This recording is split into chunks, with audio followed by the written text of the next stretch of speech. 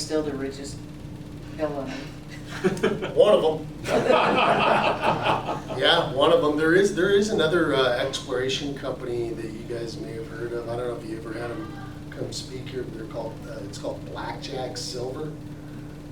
They did a bunch of exploration last year to assess the top 300 feet of some of the underground workings that are up, kind of, where the Granite Mountain Memorial is.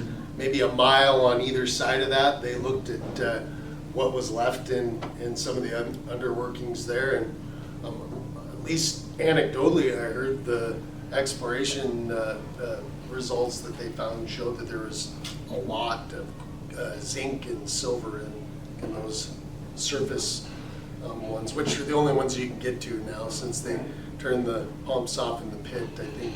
Whereas those tunnels used to go 5,700 feet underground. Now most of them are underwater. Yeah. We're like 85 feet from the top or something. No, what for? Maybe a little more than that. At the Anselmo. And that's now we're shifting into Superfund.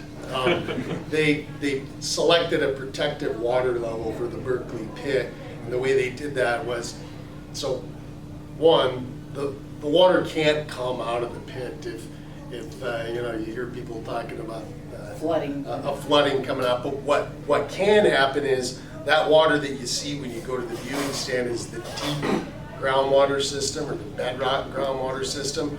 But in valleys like ours, there's multiple groundwater systems, and the shallowest one is called the alluvial aquifer system, which is what feeds Blacktail Creek and Silverboat Creek. And if that water in the pit were allowed to just continue to raise without management, it would at some point come in contact with that shallow aquifer, at which point, right now in that deep system, all the water flows to the Berkeley pit. It's kind of like the drain in your tub, but picture the alluvial interface being that like escape valve, for lack of a better term, that prevents your tub from overflowing. If it gets up to that point, then it can start seeping out into the shallow groundwaters, which would eventually make its way into Silverboat Creek. And so that critical water level or protective water level is 50 feet below where that interface is at. And the good news is with the work that Montana Resources and ARCO, Atlantic Richfield, British Petroleum, that they've been doing since 2019. The Anaconda Company. we can just keep going. Amalgamated.